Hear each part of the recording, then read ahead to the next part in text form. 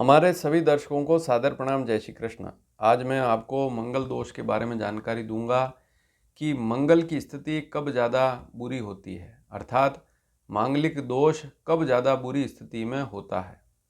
अक्सर होता यह है कि हम कुंडली में मंगल की कुछ स्थितियां देखते हैं और ऐसा मान लेते हैं कि यह मंगल बहुत बुरी स्थिति में है और अब तो विवाह भी देरी से होगा और यह मंगल बुरे फल ही देगा, लेकिन ऐसा बिल्कुल नहीं होता है। कुछ परिस्थितियां ऐसी होती है जो ज़्यादा नुकसान वाली होती है, लेकिन अनेक ऐसी स्थितियां भी होती है मंगल की जो शुभ होती है और उस व्यक्ति को वह मंगल, कहने का तात्पर्य कुंडली में मांगलिक दोष होने के बाद भी उस मंगल से शुभ फल उस व्यक्ति को मिलते हैं। तो छोटी छोटी बातें हैं, उनको थोड़ा सा ध्यान में रखेंगे तभी मांगलिक दोष को अर्थात मंगल दोष को समझ पाएंगे कि वास्तव में मंगल दोष कारक है या नहीं। मंगल दोष अर्थात मंगल को दोषकारी मान तो लिया, लेकिन क्या वह वास्तव में दोष दे रहा है या नहीं दे रहा है। जैसा कि आप यहाँ पर कुंडली को देखें और समझें। कुंडली में यहाँ पर आपको केवल लग्न कुंडली देखनी है। जो लग्न कुंडली है उस लग्न कुंडली में साधारण सा नियम हम फॉलो करते हैं कि क्योंकि आजकल YouTube के माध्यम से या पुस्तकों के माध्यम से हम स्वयं ही मंगल दोष देखना सीख गए हैं। तो कुंडली के पहले भाव में अर्थात प्रथम भाव में मंगल हो तो कुंडली मांगलिक कहलाती है, ऐसा हम मानते हैं। या चौथे भाव में मंगल हो तो हम मानते हैं कि कुंडली मांगलिक है। या सप्तम भाव में मंगल है, आठवें भाव में मंगल है और एक अंतिम भाव है 12वां भाव। तो कुंडली के इन 5 भावों में किसी एक भाव में यदि मंगल की स्थिति है, मंगल बैठा हुआ है, मंगल लिखा हुआ है, तो वह कुंडली मांगलिक कुंडली कहलाती है। लेकिन मंगल दोषकारी है या नहीं, कहीं मंगल उस कुंडली में शुभ तो नहीं, इस बात को समझना भी बहुत ज़रूरी है और इसी पर यह विषय है, यह वीडियो इसी विषय पर है। अब जैसे साधारण सा नियम है कि लग्न में मांगलिक क्यों मानते हैं। लग्न में यदि मंगल है तो व्यक्ति, लग्न अर्थात शरीर स्वयं व्यक्ति को प्रभावित करता है। लग्न में मंगल है तो वह सप्तम भाव को देखता है 7वीं दृष्टि से, क्योंकि मंगल की 3 दृष्टियां होती है, चौथी दृष्टि, 7वीं दृष्टि और 8वीं दृष्टि। तो लग्न में मंगल बैठा हुआ है तो चौथे भाव को भी देखेगा, सुख को देखेगा, 7वें भाव को भी देखेगा, 8वें भाव को भी देखेगा। तो इस प्रकार से उसकी 3 दृष्टियां पड़ेगी लग्न में बैठा हुआ है तो। चौथे भाव में मंगल है तब भी उसकी दृष्टि सप्तम भाव पर पड़ेगी। तो कहने का तात्पर्य कुल मिलाकर उसकी दृष्टि सप्तम भाव पर है, तभी जाकर वैवाहिक स्थिति को वो मंगल जो है प्रभावित करेगा। सप्तम भाव में मंगल है तो 7वें भाव में ही है, प्रभाव देगा।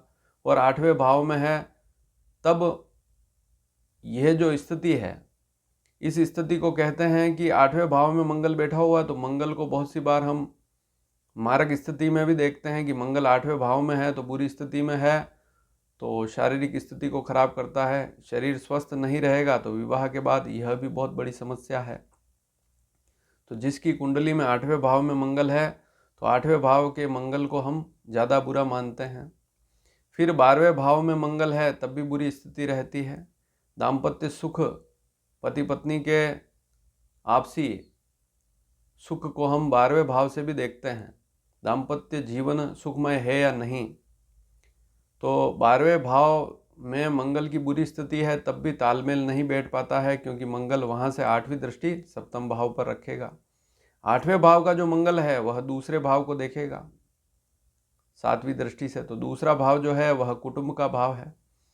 अब ज्योतिष की अनेक पुस्तकों में ये स्थिति तो आपको लिखी हुई मिलेगी कि लग्न में, चौथे में, 7वें में, 8वें में, 12वें भाव में मंगल है तो व्यक्ति मांगलिक है। लेकिन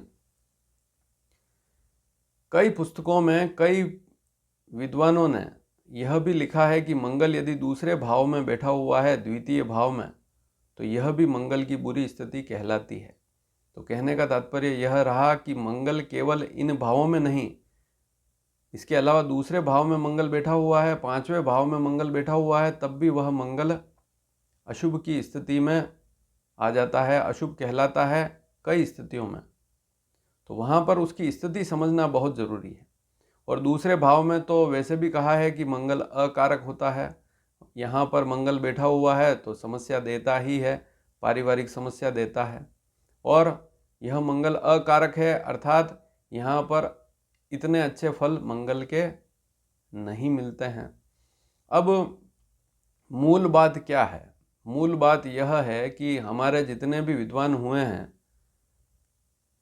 उनमें से अधिकतर जो विद्वान हैं उनका मत यह है कि मंगल यदि 7वें भाव में बैठा हो तो यह स्थिति सबसे ज़्यादा बुरी है। इसके अलावा 8वें भाव में मंगल बैठा हुआ है तब भी यह स्थिति बहुत ज़्यादा बुरी होती है।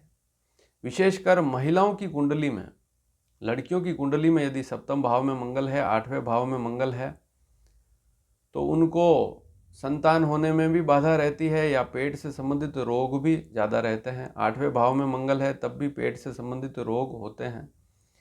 लेकिन 5वें भाव में यदि किसी लड़की की कुंडली में मंगल है या दूसरे भाव में मंगल है, तब भी ज्योतिष शास्त्र के अनेक विद्वानों ने कहा है कि ऐसी कुंडली भी मांगलिक कुंडली कहलाती है। अब इसके बारे में आपके क्या विचार हैं, आप भी ज़रूर कमेंट करें, ताकि हमें भी पता चले कि आपको इसकी जानकारी है या नहीं। क्योंकि अनेक पुस्तकों में मिलेगा दूसरे भाव में और 5वें भाव में अगर मंगल है तब भी वह जातक मांगलिक कहलाएगा।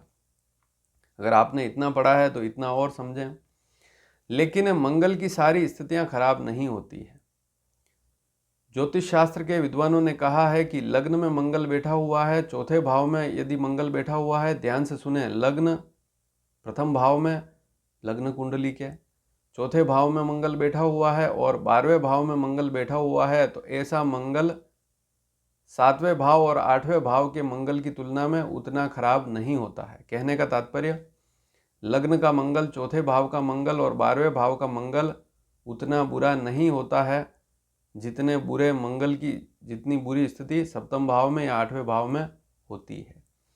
अब एक बात और समझें, कोई कुंडली है, उस कुंडली में मंगल लग्न में बैठा हुआ है और मित्र राशि पर बैठा हुआ, जैसे गुरु की धनु राशि पर है या मीन राशि पर है या खुद की स्वयं की मेष राशि, क्योंकि मंगल की 2 राशियां मेष या वृश्चिक, ये दोनों राशियां मंगल की राशियां हैं, तो यहाँ पर लग्न में बैठा हुआ मंगल क्या अशुभ फल देगा? अगर ज्योतिष के फलित वाले नियम को देखें तो लग्न में मंगल यदि मित्र राशि पर बैठा हुआ है तो बहुत अच्छी स्थिति होती है, क्योंकि वहाँ मंगल अच्छे फल देता है और लग्न का स्वामी ही मंगल है, तो ऐसी स्थिति में तो समस्या होनी ही नहीं चाहिए। हाँ, मंगल जैसा स्वभाव जरूर होगा, वह व्यक्ति बलशाली होगा, शक्तिशाली होगा, मेहनत करने वाला होगा, व्यायाम करने वाला होगा, शरीर के प्रति जागरूक होगा। यदि मंगल लग्न में अच्छी स्थिति में है, मित्र राशि पर है, तो वहाँ बुरा कैसे हुआ? मान लीजिए सूर्य की सिंह राशि पर लग्न में मंगल बैठा हुआ है, तो बहुत अच्छी स्थिति है मंगल की। ऐसी स्थिति में मंगल भाग्य का स्वामी होकर, क्योंकि मेष राशि 9वें भाव में होगी, ऐसी स्थिति में लग्न में मंगल बैठा हुआ तो बुरा कैसे होगा? तो इस विषय को समझना बहुत ज़रूरी है। अब एक बात और है कि यदि मंगल की जो 2 राशियां हैं, मेष राशि और वृश्चिक राशि, अब आप ध्यान से देखें, कुंडली का लग्न, प्रथम भाव, 5वां भाव और 9वां भाव, इन भावों में किसी एक भाव में, इन 3 भावों को त्रिकोण भाव कहते हैं, ये शुभ भाव कहलाते हैं। लग्न, पंचम और नवम, इन भावों में 1 या 8 का अंक किसी एक भाव में हो, या तो लग्न में हो 1 या 8 का अंक, या 5वें में हो या 9वें में हो, तो ऐसी स्थिति में उस कुंडली में मंगल यदि